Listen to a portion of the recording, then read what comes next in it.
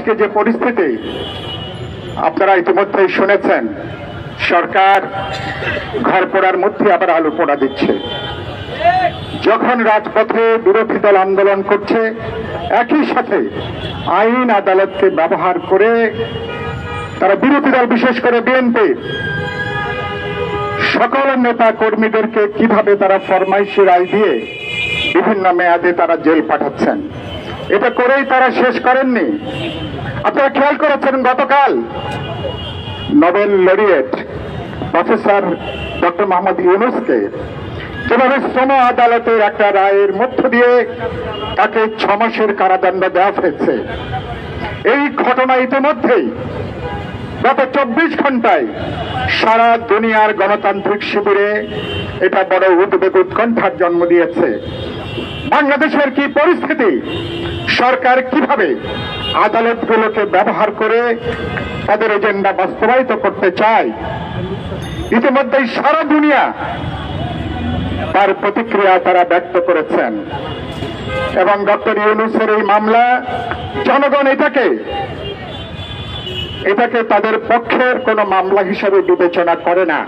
সরকার এবং সরকারি দলের তাদের দীর্ঘদিনের ডক্টর ইউনূসের বিরুদ্ধে তাদের যে রাজনৈতিক প্রতিহিংসা, সরকার এবং সরকারি দলের গতকাল রায় হচ্ছে তার একটা বহিঃপ্রকাশ। এই সরকার কোন গুণী মানুষকে তারা সম্মান করে না। একদিকে মানুষের জান মাল, আরেকদিকে মানুষের ইজ্জত, মানুষের আব্রু, নাগরিকের ন্যূনতম সম্মান, সমস্ত কিছুর বিরুদ্ধে দাঁড়িয়ে দেশটাকে প্রকারান্তরে তারা যে একটা মগের মূল্যকে পরিণত করেছেন। উচ্চ আদালতের বিচারপতি যখন বলেন আপনারা দেশটাকে কি জাহান্নামের দিকে নিয়ে যাচ্ছেন, গতকালকে প্রফেসর ইউনূসের রায়ের মধ্য দিয়ে আরেকবার তারা প্রমাণ করেছেন যে তারা কোন রাজনৈতিক বিরোধীদেরকে, কোন ভিন্ন মতকে রাজনৈতিকভাবে, মতাদর্শিকভাবে মোকাবেলার করার ক্ষমতা তারা রাখেন না। এই জন্য ইতিমধ্যে তারা গুঞ্জন ছড়িয়ে দিয়েছেন 7 তারিখের পরে বিএনপিকে তারা নিষিদ্ধ করতে পারেন কিনা। অথবা এরকম উদ্যোগ অতীতে যারা নিয়েছেন, যারা রাজনৈতিক বিরোধীদেরকে রাজনৈতিকভাবে মোকাবেলা না করে, যারা প্রশাসনিক অর্ডার দিয়ে যারা নিষিদ্ধ করতে গেছেন, দুর্ভাগ্যজনকভাবে রাজনৈতিকভাবে তাদের মৃত্যু ঘটেছে। মানুষ তাদেরকে প্রত্যাখ্যান করেছে, তাদেরকে বর্জন করেছে। আমি আশা করব ঐতিহ্যবাহী দল আওয়ামী লীগ সে পথে আপনারা হাঁটবেন না। এবং যখন আপনি অন্যের জন্য গর্ত খোঁড়েন, প্রবীণ লোকেরা বলতো পাশে আরেকটা গর্ত খুঁড়ে রাখবেন, কারণ ওই গর্ত পরের দিন হয়তো আপনাকেই সেটা তখন পড়তে হবে। দ্বিতীয় কথা, ওবায়দুল কাদের গতকালকে বলেছেন 7 তারিখে নির্বাচনের চূড়ান্ত খেলা হবে। কি খেলা হবে? তারা ইতিমধ্যে গোটা নির্বাচনকে একটা খেলাধুলায় তারা পর্যবেসিত করেছেন। সমগ্র নির্বাচনটাকে একটা তামাশা প্রহসনে এটাকে তারা পর্যবেসিত করেছেন।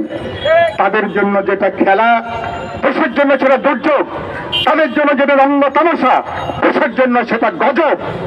নির্বাচন কমিশনারও সাক্ষ্য দিচ্ছেন, যেভাবে নির্বাচন হতে যাচ্ছে বাংলাদেশ গোটা দুনিয়া থেকে নাকি বিচ্ছিন্ন হয়ে যাবে।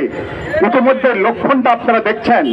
বিবিসি গতকাল সংবাদ প্রকাশ করেছে যে বাংলাদেশে, এবং তারা যেটা বলছেন যে Bangladesh has become a one women show.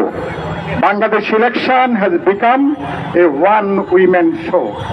এবং দুনিয়ার বিভিন্ন গণমাধ্যম বাংলাদেশের এই নির্বাচনকে সরকার, সরকারি দলের এবং বিশেষ ব্যক্তিদের তাদের ইচ্ছা পূরণের, তাদের অবৈধ ক্ষমতা প্রলম্বিত করবার তৎপরতা হিসাবে বিবেচনা করছেন। কেউ এটাকে আর জাতীয় নির্বাচন বলছেন না। ডিপ্লোম্যাটরা তাদের দেশে তারা বার্তা পাঠাচ্ছেন, বাংলাদেশে এটা কোনো নির্বাচন না, তারা বলছেন স্পেশাল ইলেকশন অপারেশন, বিশেষ নির্বাচনী তৎপরতা।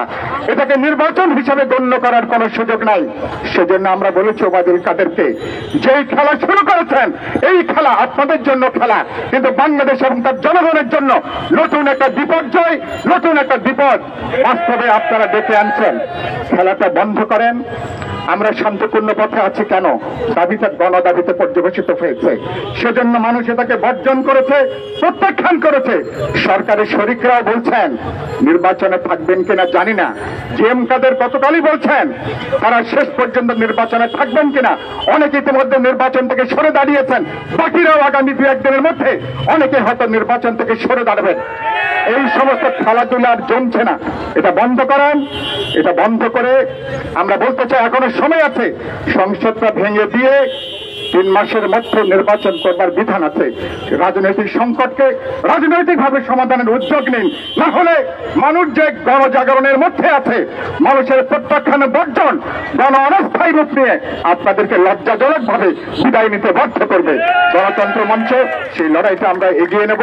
সবাইকে শুভেচ্ছা অভিনন্দন জানিয়ে